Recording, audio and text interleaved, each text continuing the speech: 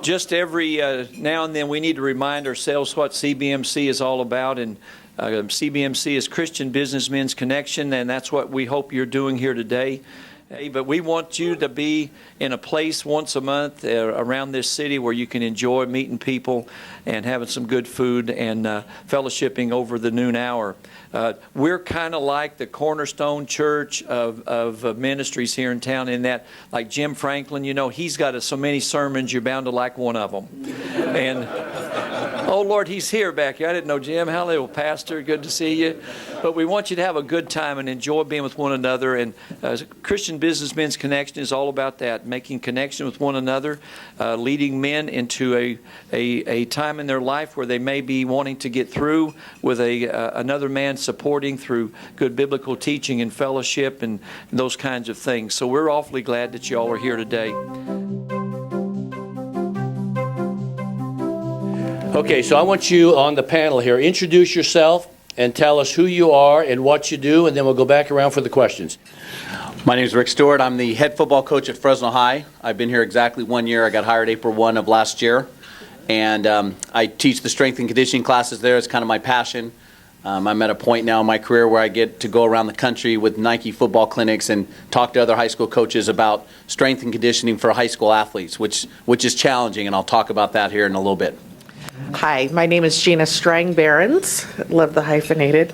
I work for Ideas Plus. I've been there about 6 months. Most of my background has been in kind of the corporate America arena. So being back in sales and really having a lot of fun with that flexible schedule. So very happy to be here.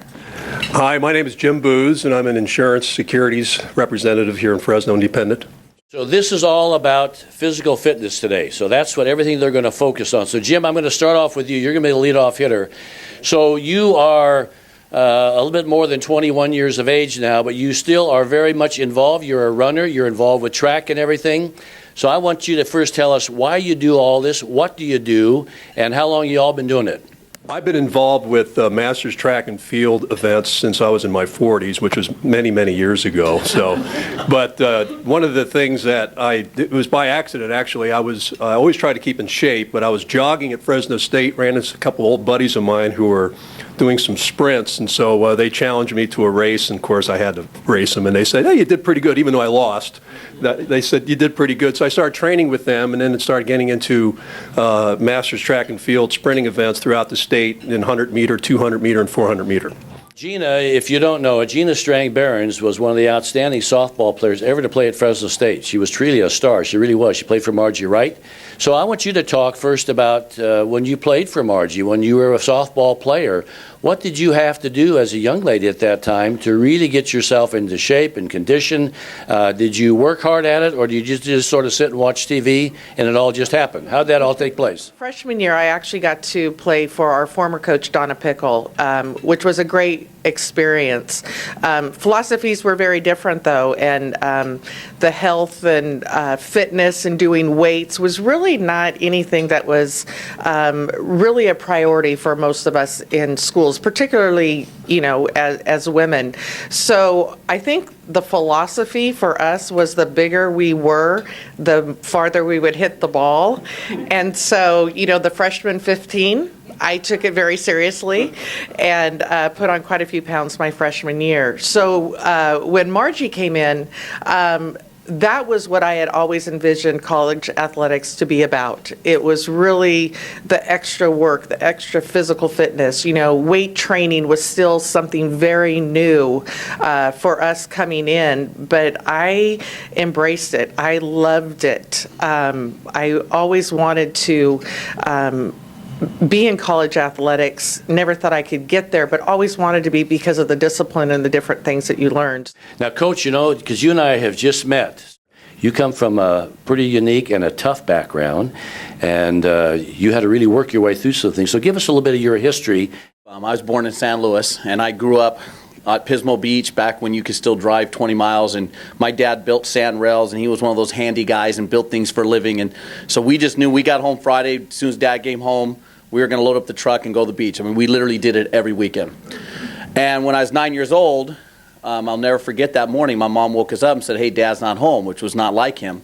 And so we had to go look for him, and he had passed away, and we found him. So we had to move back here to the valley and move back in with my grandpa. And we were able to buy a house in Lindsay. And so this is a very traumatic 2-year deal for me, not only leaving the beach and coming to the valley, right, because everybody in the valley is trying to go the other way. And of course, I'm a 9-year-old boy who's lost his father. And my mom gets a job for the city of Lindsay, and all I remember is her coming home every day going, "I signed you up for basketball. I signed you up for football. I signed you up for baseball." I'll tell you who I was, that kid. You ever watch that movie Sandlot? I was that kid with the plastic glove and, you know, the dorky hat, and ball got hit in the eye. I mean, I knew nothing about sports. My dad was a beach guy. I honestly did not know anything about sports. I had no clue. And so my mom kept signing up for these sports.